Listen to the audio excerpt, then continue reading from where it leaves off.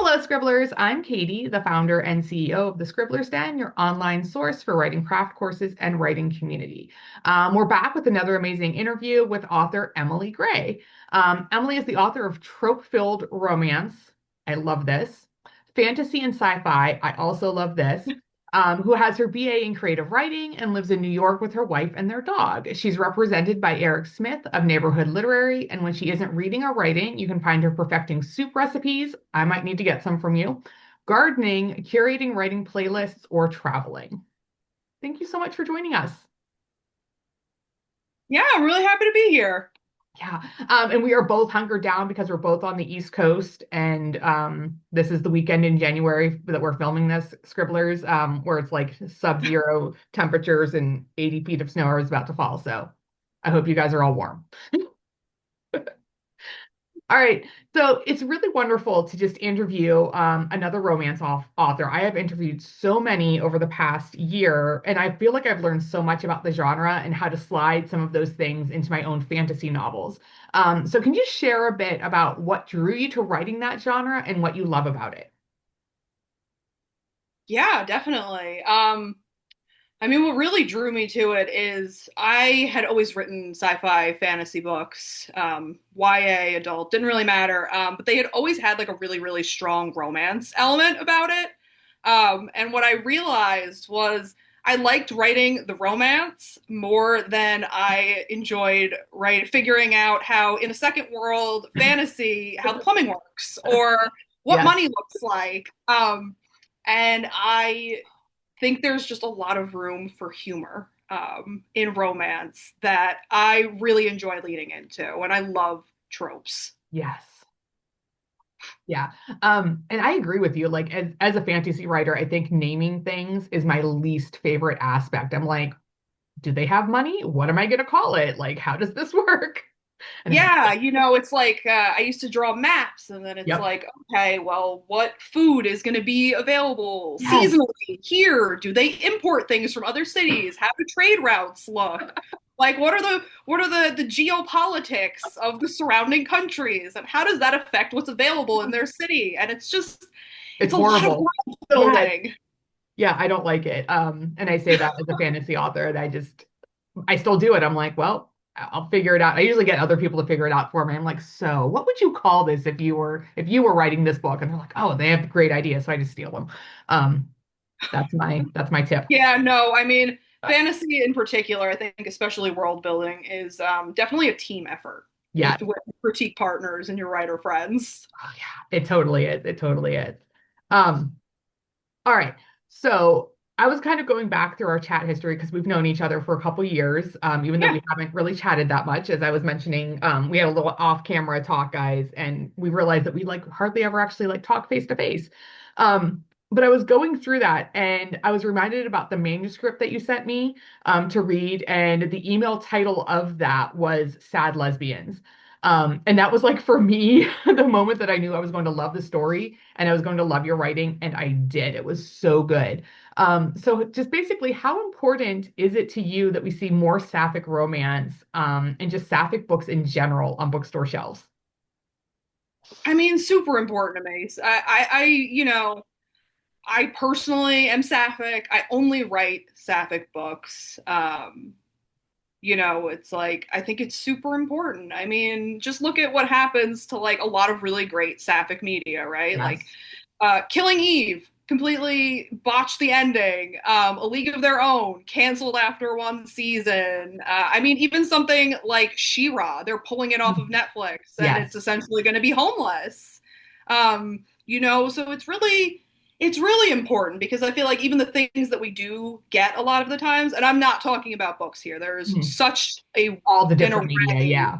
Yeah, there's such a wealth of sapphic romances. Not saying we don't need more. We always need Always more. need But more. I do tend to find the book space is a lot more rich in Mhm. that sort of media than what we would typically consider like mainstream media. Yeah. So I think there's a real need for it, especially there. Yeah. Do you have any sapphic books that you recommend? Like, what are your top, like, one or two? So, actually, I am start a read critique partners, we did like a nice Landic book exchange for Christmas this year. Yeah. So the book that I gave them was Atmosphere by Taylor Jenkins Reid. Okay. Um, Absolutely fantastic books. It's sapphic NASA astronauts back I've when the heard space about it. I've program heard was it's up very and coming. good. Yeah. It was actually the first Taylor Jenkins Reid novel that I had picked up, and I was like, I finished it, and I was like, oh no, am I a Taylor Jenkins Reid girly now? And apparently I am. Yeah, she's a great author. I really I did the she did Seven Wives of Evelyn Hugo, Yep. right? Or Seven Husbands, sorry, Seven Yeah. Husbands. Yes. Which is sapphic. It's like a surprise sapphic book because you pick it up, you're like, oh, Seven Husbands, whatever. But there's a reason for those Seven Husbands. Um, yeah, and then also, just because you were kind of talking about other media, I just found out about a TV show that's on HBO called Gentleman Jack. Have you ever heard of it? Yes. I have heard of it. I haven't watched it, and I Oh would my also gosh, like to shout out to Pluribus for okay, being really good sapphic media that I have also not seen quite yet. yeah. I need to steal my dad's HBO password. Yes, you do. Yeah, I just learned about it, and so now I'm sick. I have two more episodes left in season one, and then I still have season two to get through. But it is so good, and like I am now obsessed with Anne Lister, who is like this historic sapphic figure, and I'm like, I want to be you. You're so cool. Okay, bumping it up the watch list then. Please do. It's so good. It's absolutely gorgeous. I'm actually very nervous. Like I know how it turns out because the person kind of like spoiled it for me. Okay. But I'm still nervous. I'm like, oh God, what Yeah. if it doesn't work out? So Yeah, I feel that way a lot. I feel like my social media niches are so queer that I have often watched a lot of queer media before I have actually watched the media. yes, yeah, yeah. And I do, and I feel like I'd really like to see something sapphic take on that same life that Heated Rivalry has taken on, Yeah. because that has just given me hope for the future of media. Yeah. And I have heard a lot of people sort of comp that to a league of their own, but I think what Yeah. people are kind of missing in the point of that is just like a lot of spicy scenes. It's Yes. contemporary. It's not a period piece. It's more about the romance with the Yes. rest of the backdrop as opposed to having another plot line front and center. Yeah, Like a it lot of is our own does. very, very different. Yeah. Yeah. So what has your writing journey looked like so far? Can you just give us like the highlights reel of how you arrived at the writer you are today and how you ended up being represented by Eric Smith? Yeah. I mean, chaotic is a word for my writing journey, honestly. I mean, I was writing through college, not very well, you know. Um, I actually started as a poet, believe it or Okay. not. Do you have Um, any poems published anywhere? I do actually, from back in my college days. I will Okay. share those with you later. Oh, please. So yeah, so I started in college, and I really got serious about it maybe like 5 years after I graduated.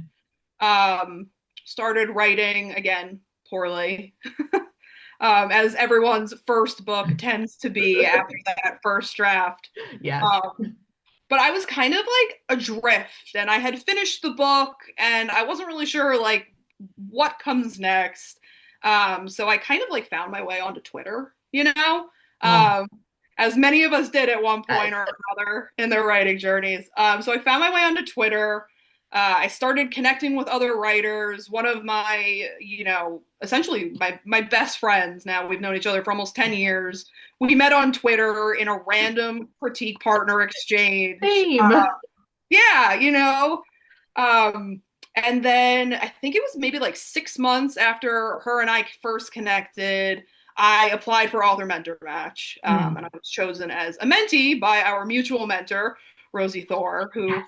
shout out Rosie So for amazing. literally turning me into the writer that I am today. Um, Samesies. yeah, so when I got selected for the mentorship, Rosie actually shoved me together with the second mentee that she had chosen for the program. And, we're still friends now. We vacation together. It's great. So after that, I queried 3 books Three books before I had my first offer of representation. That book died on sub, as many of them do. Oh. And then after that, me and my first agent parted ways about 2 years ago. Mhm. I started writing contemporary romance, and then I signed with Eric about a year later. Okay. So And were those also, original books, those are like the sci-fi fantasy ones, like you hadn't really shifted to romance yet? yeah, so I shifted to contemporary romance about 8 months before my first agent and I parted ways. Okay.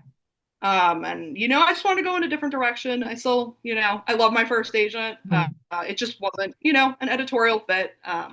You hear a lot of people say that like the first agent you have is not always gonna Right. be forever, and I think everybody kind of thinks like, oh no, that's not going to be true in my case. No, I know Um, so many people who are like on their second or sometimes third agents. yeah, And it's just like you said, it's just not quite that fit, or somebody has to leave for whatever reason, or like there's a million things, and it sounds horrible to people who are unagented, but it's yeah, actually it's the norm to go through. yeah, and I mean, not diminishing that either, Yeah. right? I was terrified to go back into the querying Yeah. world, especially without having sold. Uh, Hmm. but it's just I have seen many of my friends, part ways with their agents before, and it's not really anybody's fault. Right. It's just an editorial mismatch, or your visions for your career don't line up. Hmm. Um, it's I think people kind of expect these partings to be a little bit more contentious than they Right. And they're are. not. They're not. It's a business relationship at the Yep. end of the day, no matter how much you like each other personally. Yeah. Um, and then also, I would like to highlight along the way of, being agented and all that, I have mentored a couple times myself now and have absolutely just adored that. It's so much fun. Like I don't have anybody that I'm mentoring per se, but like as a teacher, like that's my everyday Yeah. with hundreds of teenagers every year. It's great. Yeah, I bet. It's very like satisfactory. That's not it. Satisfying, that's the word. But I'm a writer. It's very satisfying to like see that person grow and change and improve in their craft. Yeah, absolutely. I love just kind of extending the ladder back. Yes. Yeah. It's a great way Writing of is putting it. hard, and the industry itself is extremely opaque from the outside. Yes. So Rosie was that person for me who kind of stretched that ladder back and was like, Mm, here's what the inside of publishing looks like. yeah. And here's how to actually have really solid craft skills. So being able to reach back and do that for other people is super meaningful to me. Yeah. Yeah. And just that whole mentorship experience. So can we just dive like a little bit deeper into Yeah, what like okay, so guys, youngins out there. Back in the day on Twitter, there were many different contests for mentorship, and you did author mentor match, right? I did. Yeah. Yeah, there was like pitch wars, and I know I did a queer lit mentorship. That's how I ended up Yeah. with Rosie. There's Rev Pit, there's I don't know, there's some So other many. ones there. Yeah. Kiss Pit.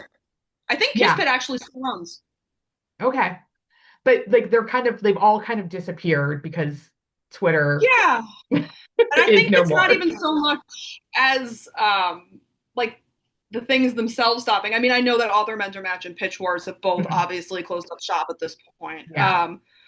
But I think when Twitter kind of fractured, it really splintered the writing Yes. community in a way that I don't love, honestly. Instagram does not have that same community based aspect. And Threads does I've not tried function well. I've tried Threads, I've Yeah. tried Blue Sky, and it's like it's very fun because you log on the first day and it feels like finding all of your friends from high school back in the building again. But I just personally have not found a satisfying replacement for that Twitter community No, because me it's not neither. only where the authors were, right? It's where all of the industry professionals Agents, were. books, editors, like everybody. Yeah. Yeah, it really was the publishing water cooler. And I think having that community split over, you know, 4 or 5 different social medias has really kind of broken that community in a certain way, Hmm. which kind of sucks. You know, I don't want to have to be on 5 different social medias It's to, you exhausting. know, yeah, it's exhausting. I don't want to be on 5 social medias to keep up with people that I had been Twitter mutuals with for 5 years. Right. Like they're just gone. They're evaporated into the ether. Um, Yeah, and you it's know, hard to maintain those connections. Like I actually just reconnected with somebody that I had been friends with on Twitter, and I can't remember which one of us reached out to the other, but I was just like, "Hey, it's been like 5 years. How are you doing? Like, what's going on?" And now we kind of like meet up every Sunday on Zoom and we chat. So it's cool. cool. Um, Yeah. but just like disappeared, like you said, like into the ether, just gone. Yeah, and I mean it's hard, you know. Like I obviously do have some mutuals now because the only social media that I've learned about myself, I can only maintain one social media at Yes, a time. Personally, it's just same. how I'm built. Um, so you know, I do have some longtime Twitter mutuals, you know, that we have managed to kind of carry that over to Instagram. But a Mhm. lot of them, I probably couldn't find them again if you paid me. Nope. Yeah, you don't get the same interaction, and you just Yeah, it's so weird. Their algorithm is off from yeah. Twitter. So, I don't know if you were in that corner of writing Twitter during those days, but there was that Wednesday aesthetic yes, yes. trend. Oh yeah. Yeah, like I just remember just engaging with so many people and having Yeah. so many people engage with me, and it's Yeah, there were all those games and like every day was something different. There was like yeah, science and the aesthetics and just oh yeah. Yeah. yeah, and like I Like mean, first line Fridays, I think that was a thing. yes, Yeah. yes, um, and obviously Twitter was not all sparkles and rainbows and No. friendship. We had our issues in the writing Oh community, yes. you Sometimes it know, got, I mean, you just got your popcorn. You're like, I'm going to watch this drama and I'm going yeah, to enjoy it and you learn what not to do. yeah, something would happen on Twitter and you could just like sense your group chat lighting Yeah. up. Um, I like think I my miss those favorite, days. yeah, I think my favorite memory of like book Twitter was when, who was it that had like the bestseller that knocked Angie Thomas off the list?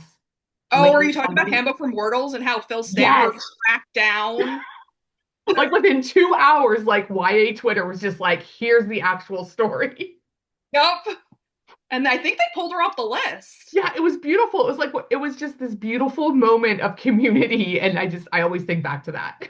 Yeah, I mean, book Twitter really, really had some Yeah. greatest hits. I'll never forget the way that Twitter blew up. I don't even remember who said it, honestly, but an industry professional had said something along the lines of, writing your books isn't free labor.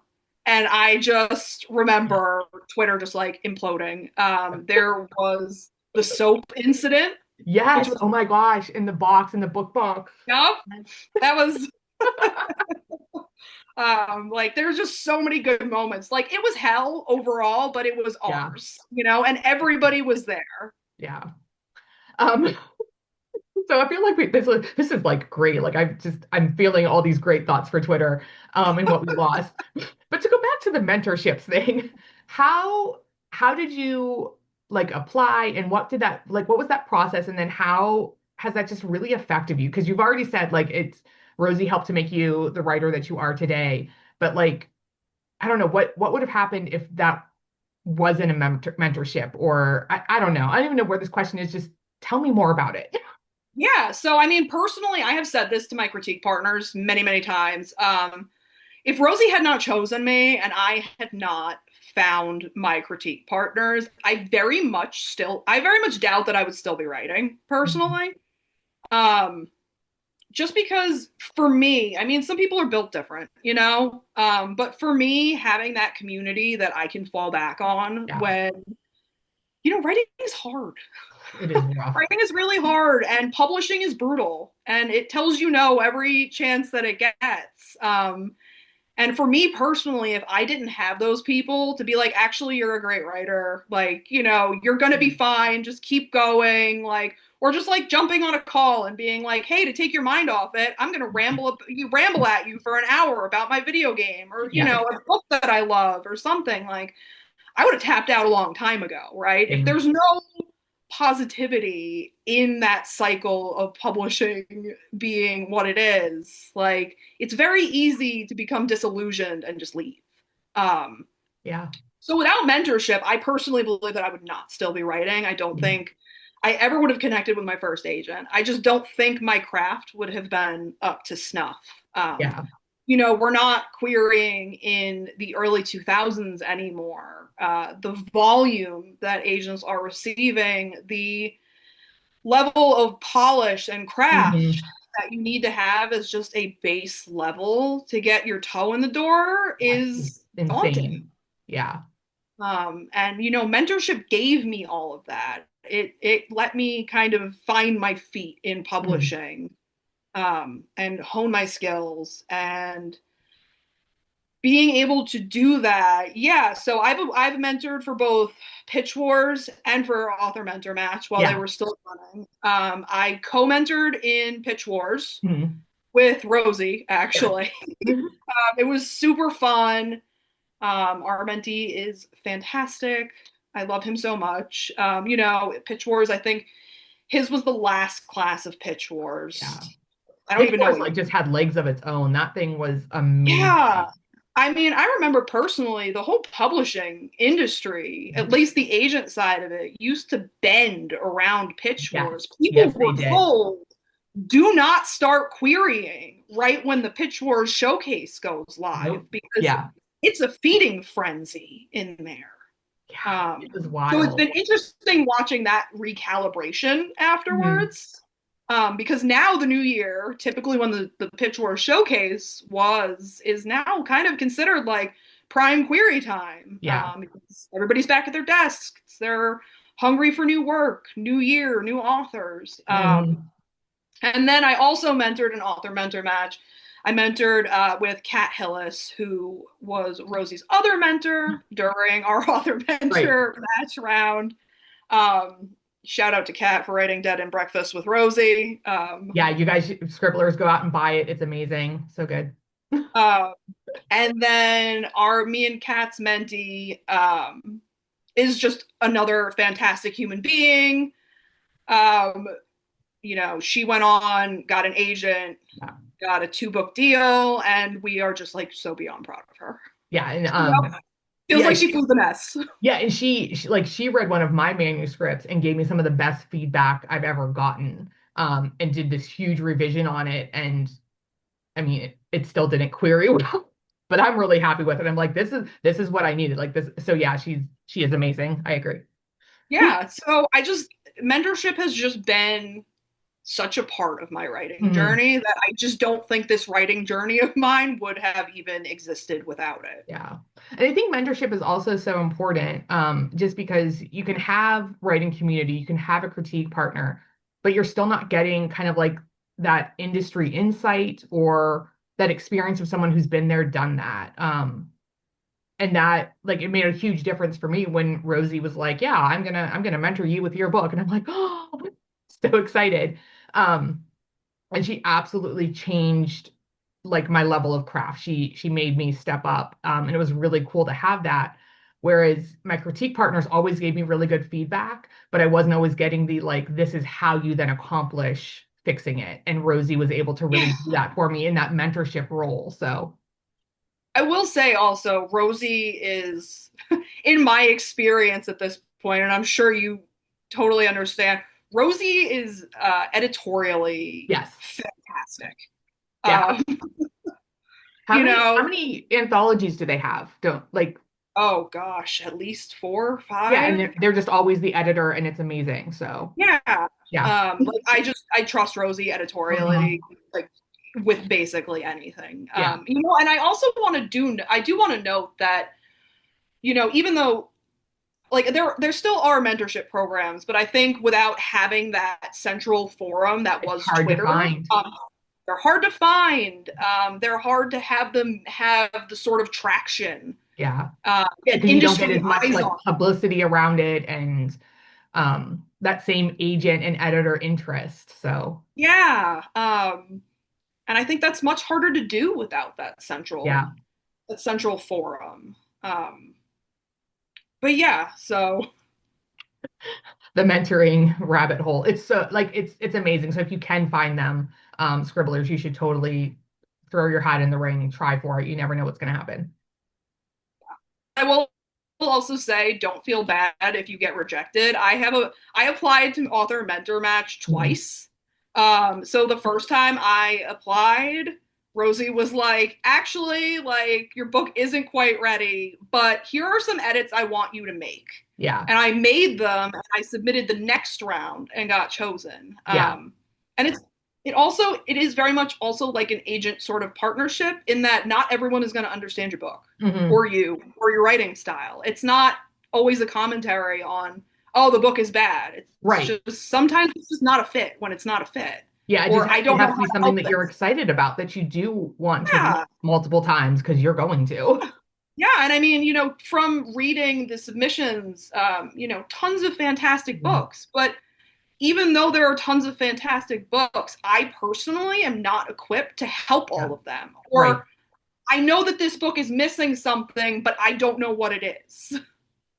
Yeah. So which makes you kind of useless as a mentor if you have no insights on how we're going to level this up. Hmm. Yeah, no, I So think that is a really important thing to know because I know like I tried for Pitch Wars and Author Mentor Match and RevPit and I went through all of them yeah, and I got a couple of requests every now and yep, then, but then people were like, no, not you. yeah, Go and it's cry, drink a bottle of wine and, contemplate my future. yeah, and it will make you do that. Like I'm not going to lie and just Yeah. say, oh, well, just like also just shrug it off when you do get rejections. Yeah, Rejections you have suck. to. And it's kind of like good practice, I think, for querying and being on sub because you get to do it in like it's kind of low pressure.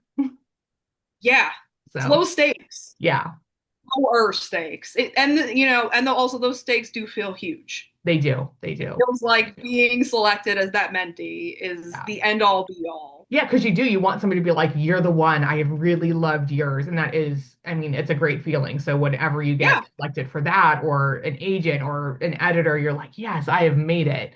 Um, so yeah. yeah, Um, so we kind of I feel like we've covered the next question I had for you, which was about like keeping your eye on the prize and continue to grow and evolve as a writer. Um, so I'm just gonna kind of segue into the next one I yeah. have, which is where do you find inspiration? And how do you protect and curate your creativity in America in 2026? It's grown increasingly hard, Yeah. especially over the last 13 months. I'm not gonna say it isn't. But focusing on a creative project that brings me joy and not Mhm. angst.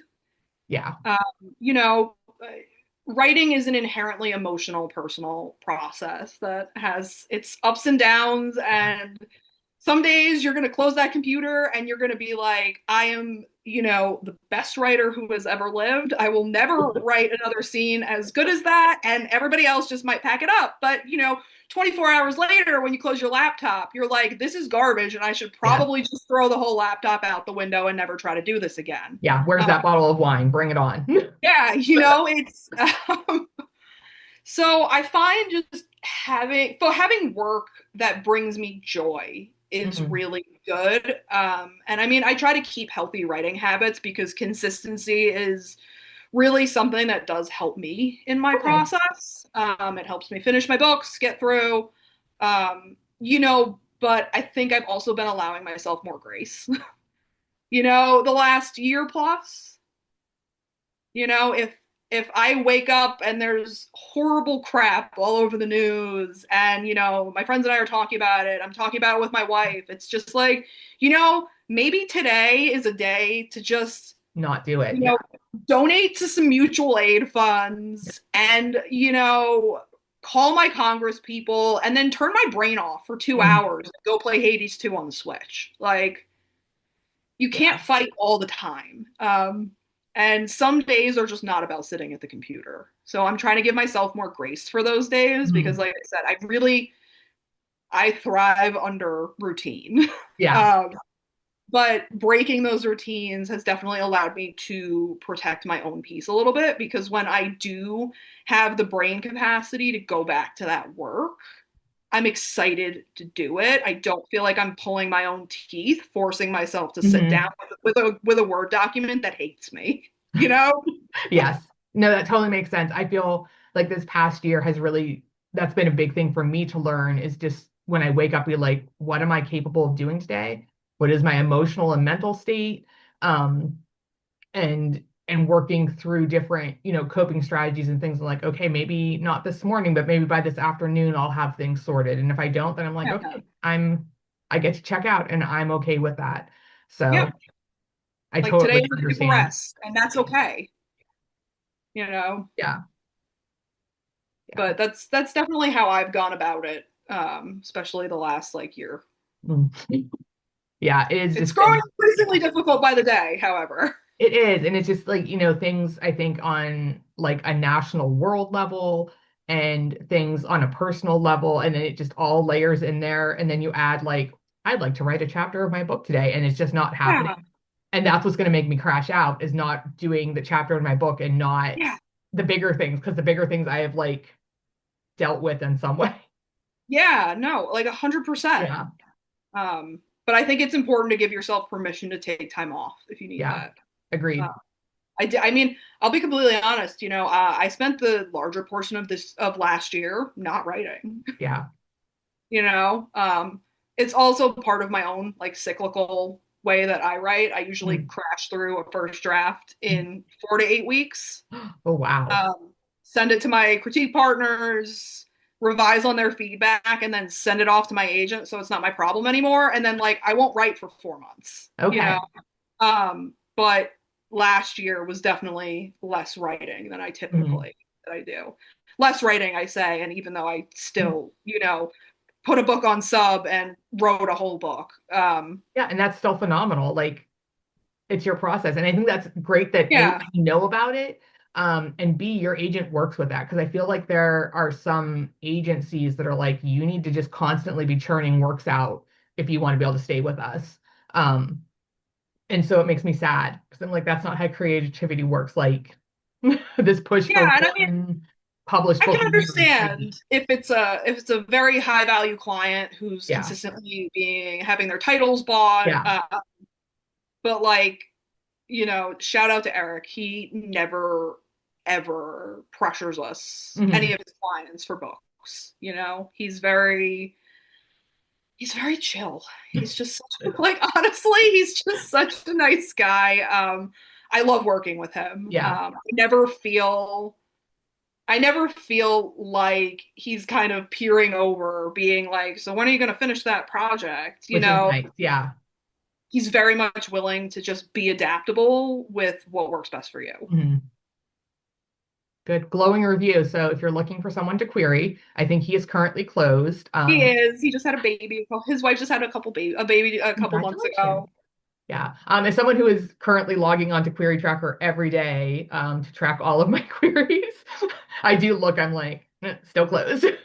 He is still closed. So I think he'll be reopening in the next couple months. nice. Yeah. So there you go, guys. Just put them on your list. And then when it happens, you can do it. All right. So as a romance author, how have you seen trends shifting and how does that play into what you're writing and working on currently?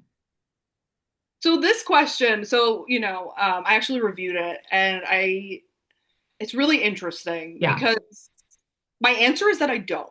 I don't. Excellent. Yes, please tell us Um, because and I I have a think this is reason. important for people to hear. Yeah, I actually don't. I'm a big proponent of eyes on your own paper. Um, Hmm. and it kind of, in one way, relates back to what I talked about of working on things that bring me joy. Yeah. But it also goes back to, we're going way back into the deep lore here. So the book that Rosie mentored for Author Mentor Match, it was a YA fantasy, and we got it ready. It was a wild time. I did DB Pit, Okay. and I was one of the Twitter pitches that day that went absolutely bonkers. I had, I think it was like 16 full requests Whoa. within 24 hours afterwards. Wow. And then it turned into a year of radio silence and rejections, Yeah. um, which was brutal, absolutely brutal. And so, you kind of go into those spirals as writers Yes. sometimes, like, well, maybe it just wasn't enough on trend. So I decided to write something that was very trendy with the market. Mhm. And frankly, it was one of the most miserable writing experiences of my life. And then it also flamed out in the query trenches. Mhm. And at that point, I decided I was never going to do that again. I was never going to do that again. And now, being where I am, and looking back, it's incredibly difficult to try and get ahead of the market if Yeah. you're not someone who already has an agent and who can get that into editors' hands very, very quickly, very quickly. Um, so I just don't do that. And I'm not saying it's bad if you jump on trends, it's just not personally for me. And it kind of destroys the creative process for me because Interesting. I Yeah. feel like there's things I have to do and have to say and elements I have to include. And I'm just like, like the book that I wrote that did that. It was like at the end of the day, I just hated it, Yeah. you know? Opening that document up, it was just like, oh, again. you Like know? speak to your soul. Yeah, no, no, I totally get it. I totally get it. Um, yeah, makes sense. And I feel like also with trends, like just because something's trending now, again, people don't understand publishing who are outside of publishing. Like if you query your book and you got an agent and then it goes on sub and then it gets picked up, like it's still going to be 3 to 5 years before your book is Minimum. out. So trends will be completely different at that point. Yeah. So it's really difficult to get ahead Mm. on trends. Some people just some people just write the right things at the right Right time. times. Yeah. It's happened to a couple friends of mine. They were just writing the right thing at the right time and their career exploded. Yeah. You know, you can't predict things like that and you can't purposefully try to write towards it. Um, so going back to my earlier point, big proponent of writing what brings you joy in the moment. Agreed. And that was something not necessarily that I had to learn, but I think when my first two manuscripts, I was really trying to like hit specific things. I was like, okay, it has to be this and it has to be this. And with my last two manuscripts I've written, I was just like, this is what I love and this is what I'm going to do. And it has made a huge difference in Yeah. and also in the quality then because I'm so much more passionate about it and you can feel that coming out on the page. Yes. So 100%.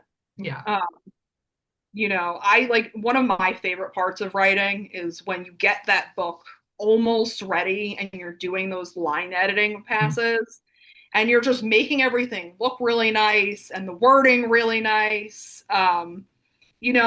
Things that you hate are just not, you're just not going to spend the No. time doing that to make them your babies, right? Nope. And you're gonna be Um, like, yeah, that's good enough, whatever. And you just flip the page. exactly. You're like, well, this sounds kind of crappy, but well, I don't really love anything on this page, so Yeah, moving like on. that'll be an editor's problem later. Like, I don't care. Yeah, yeah, But it will never be that editor's problem because it's like they can almost sense it. I feel like agents and editors can sense when you're not passionate about what you're writing. yes, I So, agree with that. yeah. I think it really does come through, Mm, and I think despite the fact that my DB Pitt book, author mentor match book, did not sign, I think that's one of the reasons why my request rate was so absolutely wild is because I loved that book yeah. so much and I poured everything Hmm. into it, which was maybe not the healthiest decision at the time, considering it was my first real foray into querying. So the Hmm. rejections felt very sharp and personal, even though Yes. they're not. It's a business. Yeah. Uh, but yeah. Yeah, I think that's a big thing to learn too, is just that idea of when you get those rejections or those passes, it's not a personal attack on you, or like it's like you said, it's not that the writing's bad, it's just not always the right thing at that moment for that person. And it's so frustrating because I think that that's been like the rejection I've gotten on my last couple of fulls. They're like, yeah, this was great. Like, I really love this so much. But, it just didn't really like sing to me. And I'm like, oh, like you're giving me Yeah. compliments and telling me no. Yeah, I mean, some like I've been through Slush doing Pitch Wars and Author Mentor Match, and it's not that the books are bad Yeah. at all. It's I don't know how to help this. Yeah. I think this is great, but I don't see how I can level it up. Right. And for agents, there's that added level of I love this, but do I think I can sell it? Sell it. Right. Yeah. And I've gotten that too. I've like, I've had an agent who's like, if this was on the shelf, I would buy it, but also I don't think I can sell it. Like, how does this even Exactly. work? You know? Yeah, it's like Um, complete. I'm just like, all right, I can't wrap my head around that, but also yeah. like fair. It's also completely subjective, right? Yeah. Because one person will be like, I have no idea, or I don't think that I can sell this. And then Mhm. the next agent will be like, I could sell this in 10 minutes. Yep. Yeah. It's it's it's wild how subjective this industry really is. It's all about honestly, it's all about betting on things. It's Yeah. about betting on yourself as a writer. It's Hmm. about an agent taking a bet on you, Yeah. It is. you And I know? think, like you said earlier, keeping your eyes on your own page, it's impossible to compare your journey with anybody else's because they're never going to line up Yeah, ever, ever. ever. You know, and I mean, I think, comparison is the thief of joy and all that, but, it is hard. Yeah. Writing is hard because you also make friends Hmm. who go on and you're like, oh, they turn around, it's, oh, I got a six-figure book deal. And like, Yeah.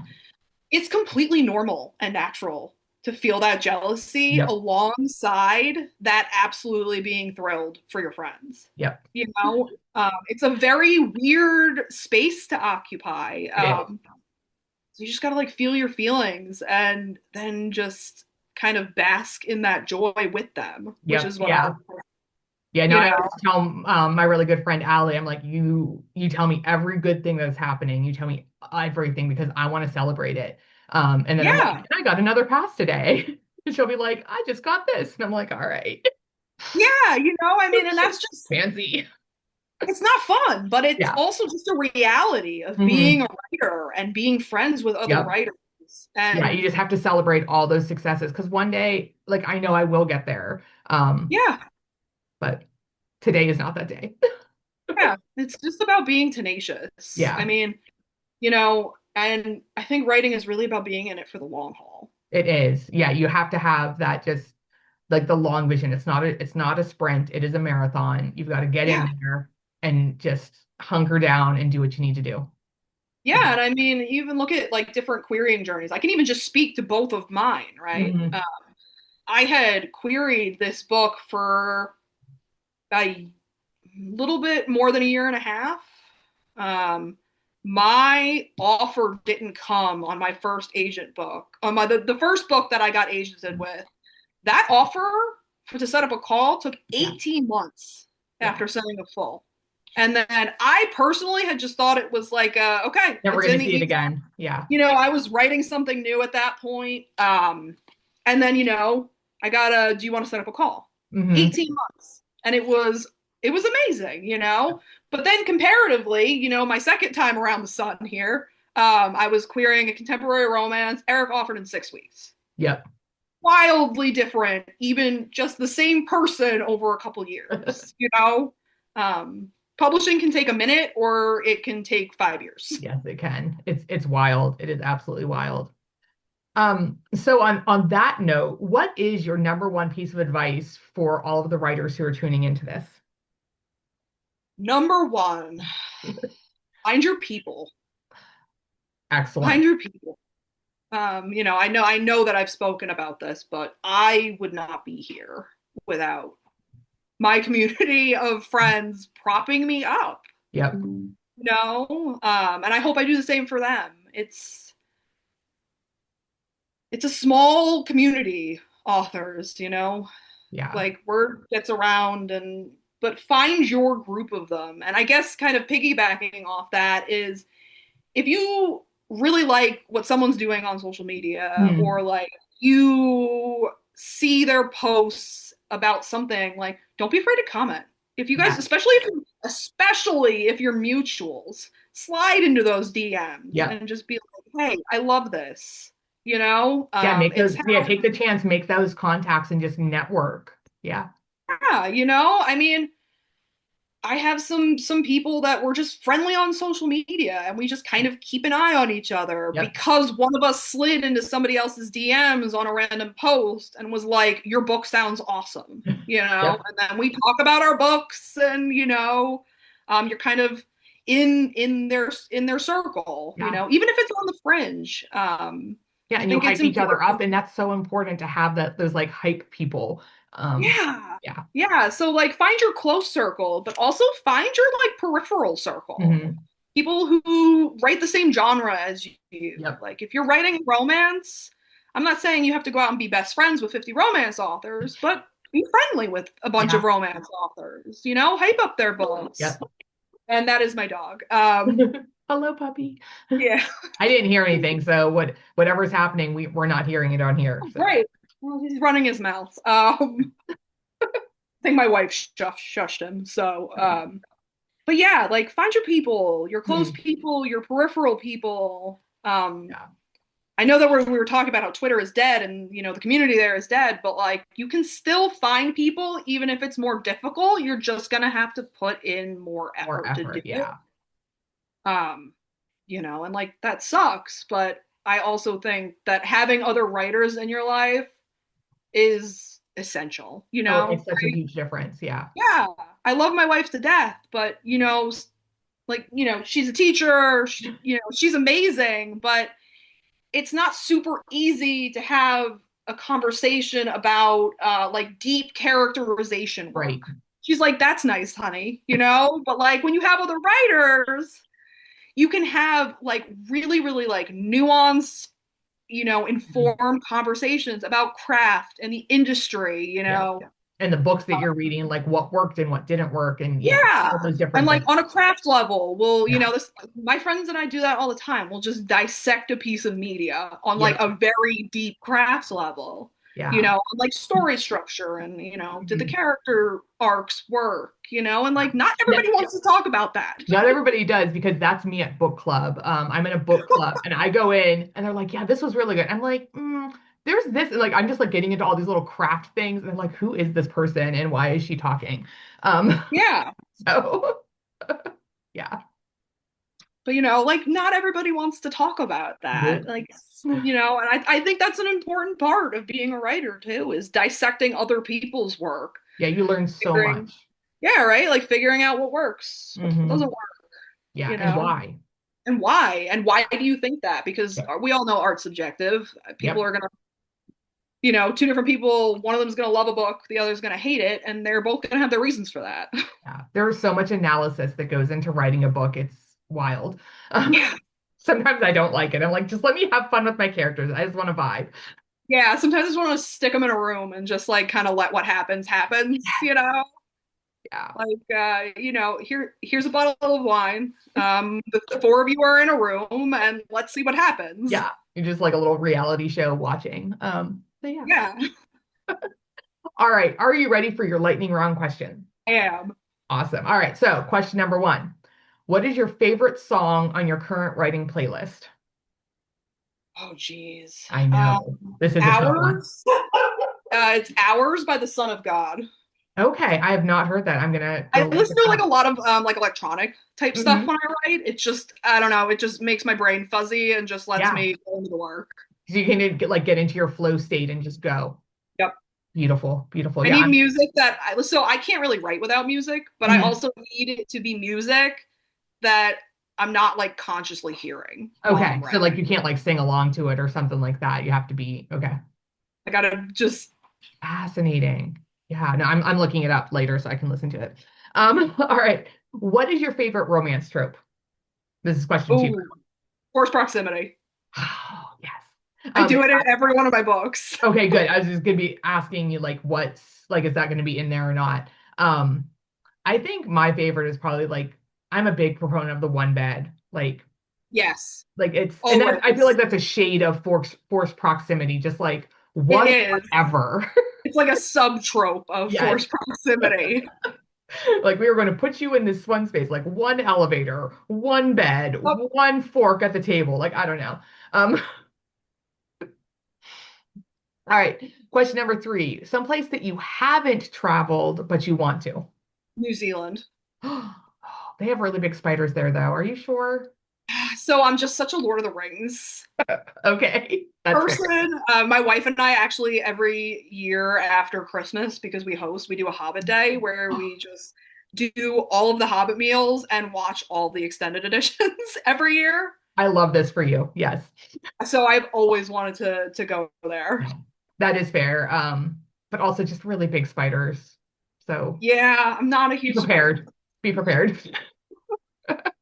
All right, question number four. What are you reading right now that we should all add to our TBR piles?